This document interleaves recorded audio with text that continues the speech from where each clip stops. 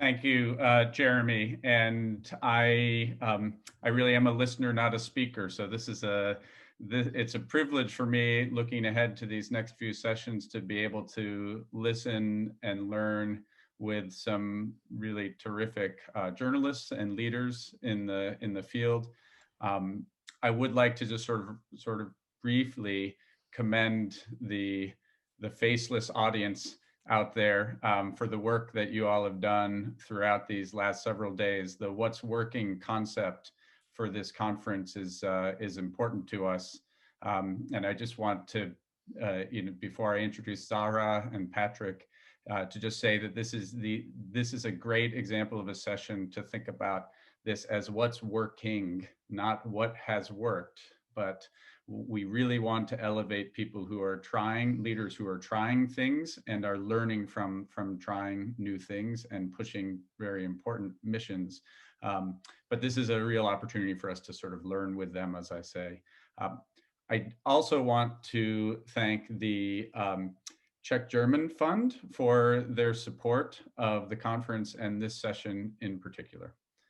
So without further ado, I want to introduce both Zahra Nedjabat and Patrick Leusch. And Zahra will begin this session by taking us through some of the lessons that they're learning at Deutsche Welle as they look to update the entire organization and lean into and recognize that diversity and recognizing diversity is not an option in journalism, it's essential. And we all have, just to be clear, we all have a lot of work to do on this front. And so we're going to hear what Deutsche Welle is doing. Patrick will come in later, and then we will try to work in some of your questions. So please use the Q&A button at the bottom of your screen to ask questions. So first, Zahra is the head of international relations and diversity at Deutsche Welle. Patrick is the head of European affairs and policy. And Zahra, thank you so much for joining us, and please update us and share some of the work that you are doing there. Thank you very much, Graham. Thanks to all the organizers who invited us. I'm very pleased to be here for the first time in my life. I'm a newcomer to this forum. It's a great discovery, I must sincerely admit. And to start right away, because time and attention spans are short, I will now share my screen to the PowerPoint presentation that we start the session with. It's coming, should be coming, going to full screen mode now. Just give me a sign. Graham, does it look good? Great. Okay, yes, with the establishment of the International Relations and Diversity Department about 1 year ago, DW has made the topic a priority and has initiated a change process. And it's for the first time in DW's history that diversity management is gonna be included in the corporate strategy of our organization. And this means a lot of chances, but also challenges. And we're gonna look into that. Just to give you a little context about the frame that we're operating in, the mission of DW is to deliver unbiased information for free minds, giving users the freedom to make up their own mind and the information necessary to form their own opinions. And this is our mission, and this is why it is so important to be unbiased in our own minds when we deliver content. Our vision is by 2025 to become one of the essential sources of digital information that inspires its target group with regionally relevant content, on-demand content that inspires, and that's the key word, dialogue. And our academy, the Deutsche Welle Academy, is on track to becoming a leading European institution for media development. The DW independence, our journalistic independence, is guaranteed by the Deutsche Welle Act. We have the broadcasting board that supervises our compliance of the programming. We have clear values that we stand for, to promote the exchange of ideas among different cultures and peoples. But also we have to be alert that we are journalists and not activists. And sometimes the borders are quite fluid. So this is why we need to constantly check ourselves. Are we on the right track?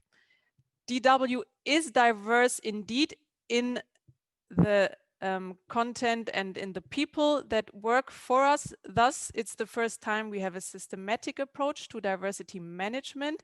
We, just to remind you, have content in over 32 languages, audiences from all continents, stories from over 143 nations.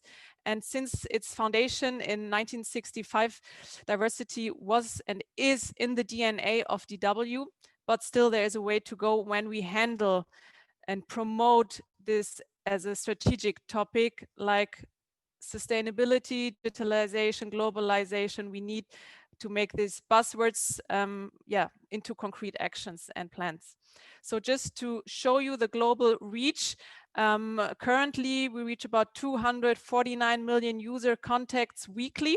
In 2020, you see this on the map. This reflects the audiences, the societies that we serve, that we need to mirror. We need to our diversity in the company, but also the societies that we deliver content to. During the Corona pandemic, DW regularly hits record highs, reaching over 1 billion user contacts per month. And it's even more important for us to be a credible and authentic source of information, and to live the messages that we send out into the world in our organization as well in the daily routines.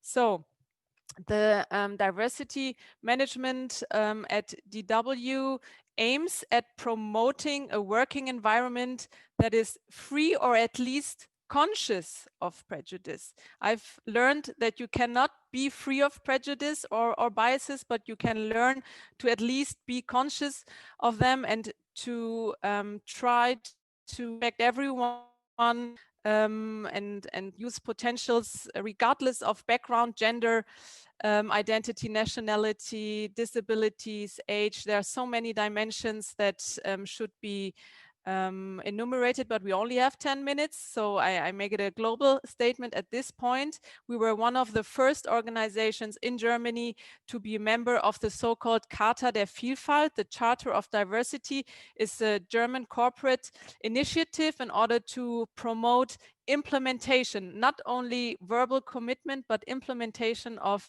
diversity in the workplace. It's under the patronage of Mrs. Angela Merkel, and it's a great network in Germany for us to learn from other organizations, because a lot of those topics that we are struggling with are a constant learning journey for many of the German-speaking countries. Switzerland, Austria, Germany, we have a way to go compared to our English-speaking neighbors.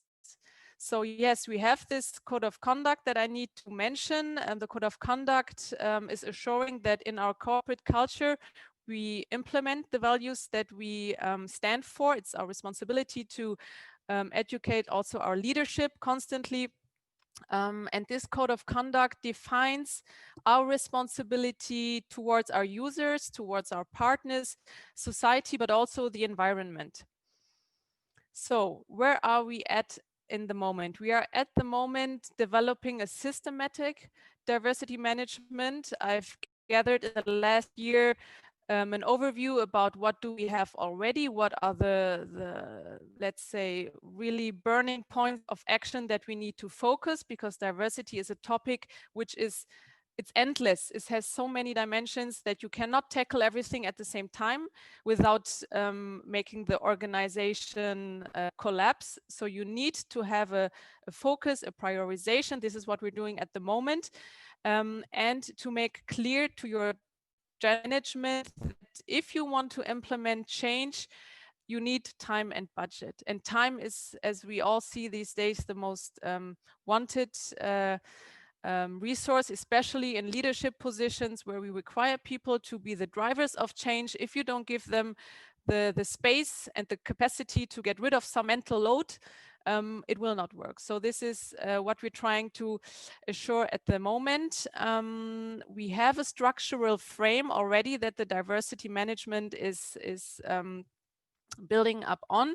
We have a compliance officer, representatives for the General Equal Treatment Act, the Deutsche so-called AGG, Anti-Discrimination Act. We have digital and offline safe spaces where people can turn to when they face discrimination, mobbing, or any other over cross-border behaviors. We have the staff representatives, equal opportunity officer, and the representatives of the severely disabled staff in the house. So this is a diversity management has to orchestrate all these aspects. We have established 3 service agreements on remote work, on how to handle sexual harassment in the workplace, as well as what I said, border crossing behaviors. And we have a 270 management feedback system since 2017. And this helps us to see where we are, to gather data, to communicate in constant feedback loops, and make sure that we have the right coaching when problems come up. So this is only an overview of some still important elements. Also, you can talk about diversity talking about HR. We are currently reinforcing diversity aspects in all stages of HR processes, from the recruiting to personnel development. We are establishing guidelines for gender sensitive language, for diversity sensitive language in journalism, for internal, external correspondence, and try to make sure that, yes, German is the language of Deutsche Welle. It's kind of one of our pillars, but also to give multilingual internal communication offers more and more, because especially in the beginning, when staff joins us from all over the world, you cannot expect everyone to immediately access all informations, because there are language barriers, and especially our German administration language is a battlefield. So this is an important point, language, and we're on our way to introduce measurable diversity goals in our DW-wide task planning, and to find instruments of transparent monitoring and evaluation. This is a tool you need to have, because otherwise you will be just not able to see whether you are really or whether it is just your wishful thinking. I've established a diversity working group. This is a group of people who commit a certain amount of time per week. They are from all directions, from our different offices, and they assure the communication from the diversity working group into the directorates. They gather ideas, they implement recommendations for actions to our general management. So it's an important group of ambassadors, of multipliers, because and this is the next step that I need to show you and highlight. Diversity management is a communication marathon. You can actually never communicate enough, because complex institutions like Deutsche Welle have a lot of silos, and we try to break them up in this whole new work movement. We also need to make sure that we have an intelligent way to reach those we need to reach. So you can see on this kind of infrastructure of our communication map that in the core you have this core and the ambassadors, including our anti-discrimination officer. You have a sounding board, second circle with our staff representatives that I mentioned before. They give us feedback, critics, and help us to find the right way. And then we elaborate our recommendations for action to the directed to the management board. And we have a current exchange with our newly established conflict management system, because diversity and conflicts, they often go hand in hand. It's great if you know this beforehand, not to be surprised. You just need to have a way of non-violent communication tools and professionals to mediate when it's necessary. So this is another instrument that we're using, and it's showing really an important effect. Yes, this is enough on that point. Yes, the implementation of our goals, as I said, you have to have three or clear goals. We have them on 3 levels: people, processes, products. I call them the 3 Ps because you can easily remind them. People, I think it's quite clear what it means. How can we attract and keep a qualified staff in the organization, helping them to develop their most potential? Processes is the question: how do we work with each other? How do we communicate with each other? How are our values of respect, equal opportunity, transparency implemented in the processes? And products, for sure, is the question: how do we reflect the diversity of our staff, but also of our target audiences in our products and programs? Because this is, as you said, a duty that we all share. To finish this kind of short overview, I can only stress the importance of, yes, data collection and using tools to monitor developments, but also a very effective tool to monitor is communication. And we've established a communication, a discussion series internally to do our homework first before we go and tell other or our audiences what to do. It's called perspective change. It keeps diversity topics continuously in the spotlight, not just when there is attention or topics in the center of attention in media. We are going through different dimensions of diversity, and each talk, each discussion, each topic is curated by one member of the management board.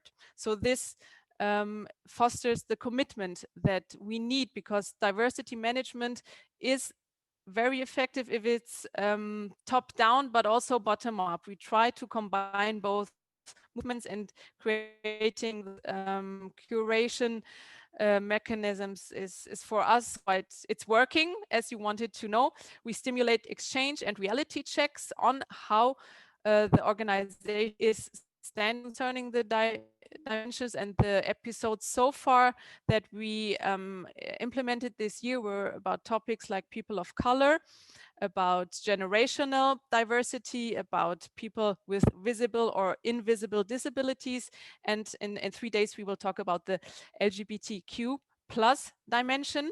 More to come are topics like gender, religion or ideology, and the so-called powerful old white man syndrome, because it's also a stereotype that we tend to put people in a box with, and we need to reflect what do we mean when we put people in these boxes. And it brings me exactly to the last and to the next slide. When we talk about power, we have just launched an allyship program last week at DW. It was the kickoff of an interactive allyship panel in a first stage to explain to our staff what are privileges, what does the consciousness of our biases mean, and what is intersectionality. And the first step is to create knowledge and to bring everyone on the same page. And then the second step is to create a network, an allyship network inside DW, with matchmaking of 2 persons from different, let's say, dimensions, exchanging and standing up for the other where needed, which allows everyone who participates to learn, and then to come together once a month at a digital virtual lunch program to exchange as a whole network and expand this globally within DW. Just the last word on the next steps. What we need to do at this point is to consolidate the overall strategy with a clear roadmap and action plan. We're on our way. We've just started 1 year, and the topic itself is not so much. You need budget. So there also we are still on our way to convince the stakeholders, but it looks good, and that's why we are here. We need to increase our collaboration with internal stakeholders, but also with our external partners and colleagues. So I thank you for giving us this opportunity. Here you see some of our networks and organizations that we are working with on this kind of learning journeys, bringing people together to exchange on the topics. And a last thought I want to share, my biggest learning in the last time, and I would like to cite Margaret Mead, was what people say, what people do, and what they say or think they do are entirely different things, or can be entirely different things. So I invite us all to constantly reflect on our privileges, on our unconscious mechanisms, on our mindset, and most important, on our action. Thank you. Thank you, Zahra. And Patrick, I think this quote is a very good segue to asking you about, from Deutsche Welle leadership's point of view, like how do you actually, it's an incredibly thorough and well-organized plan, and in speaking about it with Zahra, I think there's just a lot for us all to learn from it. Those well-organized plans depend on buy-in, and I think a shift in mindset from leaders within organizations. So I want you to have time to respond to the presentation in any way you'd like, but that's something that in particular interests me in thinking about, okay, how do you actually make it so that all levels of the organization recognize this strategy rather than it being something that is all talk and no walk? Yeah, thank you very much. There is not much to add to what Zahra developed. And I saw a question in the chat. Can you share, please, this presentation, which I think is a good thing, because you can see the details and all the ends which you have to tackle when you want really seriously driving your company the next step regarding diversity. But diversity is not an end by itself. It's a very important mean to be successful, to be trustworthy, credible, and authentic in the future. That's what it is about. You're not keeping away from driving that topic. I think particularly a company like Deutsche Welle cannot keep away from it, but I think it's true to the whole society, let's say, because when you see globalization, then you understand clearly that you keep not away from all these dimensions of diversity wherever you go. You go on the street, you go in the shop, you go to work, you listen to people on Netflix, you watch videos, all that kind of stuff. And we need a deeper understanding of what that means. But we are coming from a white perspective in our cultural content. I'm the white old man, but I'm part of this diversity. So saying this starts a debate, okay? And what Zahra hide a little bit here is you see a technical plan, you see actions and so on. But I remember the first months or even the first year when Zahra started driving that topic. It was about philosophy, it was about a vision. Why are we starting this and where do we want to come?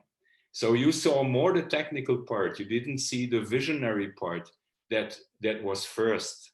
Unfortunately, Zahra didn't mention that, because I think it's so familiar to her that now it's in a phase where we roll it out. And the complexity and the comprehensivity of this endeavor is the key for success. You have to touch every single point that was mentioned. And if you ask Zahra, she will confirm that every week we discover another entry point where we have to match diversity ideas to a process in the house, to a group, to a challenge. It's a never-ending story. You never have a plan and say, okay, this is how we go along in terms of communication, in terms of recruitment, in terms of watching the programming, etc. It's constant changing, it's constant adaptation. And that is the key of success. So it's a very open process. You have started somewhere. You have to take everybody on board in all these dimensions, but you don't know exactly where you end up. And the most important thing was that Zahra managed to trust our board and the director general in this process with an unknown new land, but a very clear vision of what can we win. And the biggest problem, to my extent, was, or is so far, that you're doing this in a company that identifies herself as highly diverse. When you have a nearly 70-year history with more than 60 nations on board in 2 big houses, working together day by day, crossing at the cafeteria, sharing the same coffee machine. So you are in a self-picture of, we are a diverse house. We ever have been a diverse house. And then you discover it's not entirely true. And you have to stand up for it and you have to work for it. And you have to change. You have to change yourself. And this is the real thing here. I definitely think that the whole thing is as well transformative for Deutsche Welle as the whole digital strategy, for instance, that we run at the same time, or COVID, the whole setting of, changing the work environment. These are all very big transformative processes. But on the long run, I think one of the most important ones is the diversity strategy that Zahra is in charge of implementing with the help of many people. So maybe that clarifies a little bit more the context, and I'm sharing some things that Zahra didn't disclose so far, but are incredibly important, and she was the driver of it.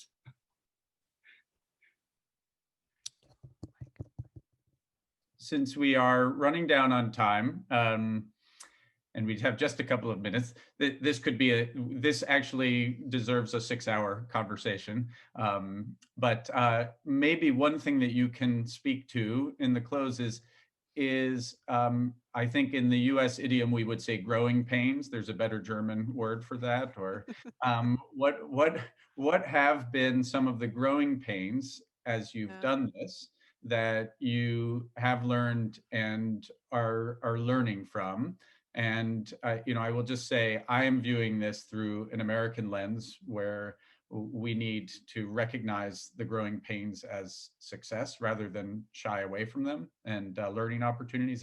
And here our problem is that in the public media in the US, we view embracing diversity as standing in one place and people who are unlike us coming up to give us a hug on our terms, rather than going to the communities themselves. Your plan involves going to people rather than waiting for their action. So can you close this session with a little bit of those sort of growing pains? And thank you.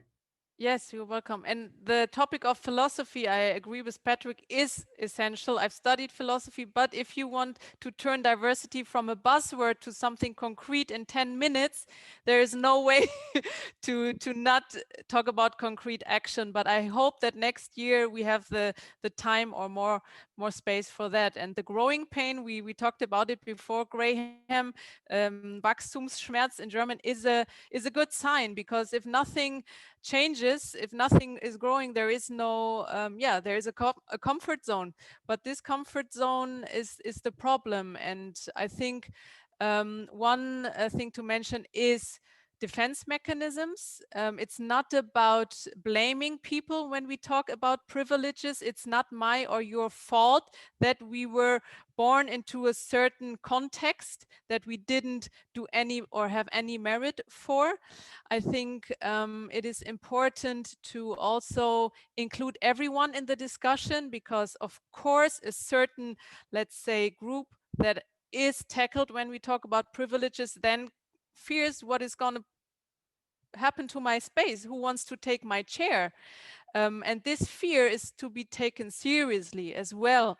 And I think it is important to in that field, you know, we talk about, or we think we are rational human beings, you know, as Descartes made us think for hundreds of years, cogito ergo sum, we thought we only act rationally.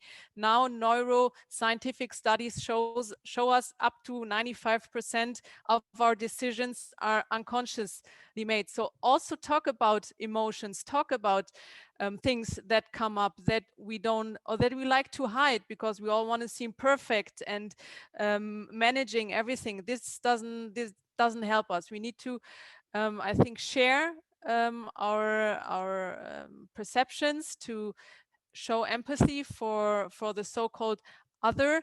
And yes, it's one aspect that I saw. Just because a group of people doesn't see a problem, it doesn't mean there isn't a problem. Because when we talked about experience of discrimination in DW, yeah, a group of people said, we cannot relate to this. This is not part of our cosmos, and even not being able to believe that this is a reality.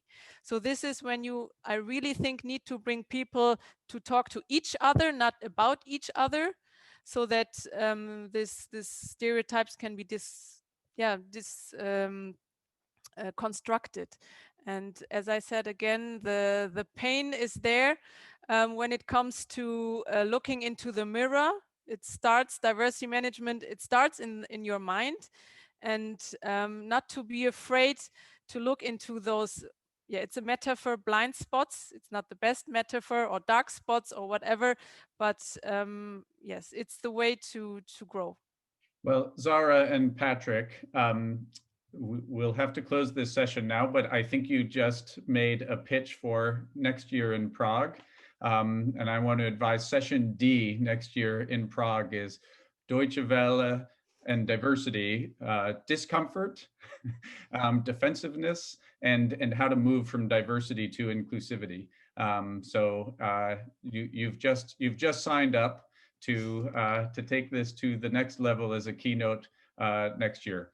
I have no real power, but I say that as a listener who enjoyed this experience. So Zahra and Patrick, thank you again so much for joining us this morning and sharing this wisdom.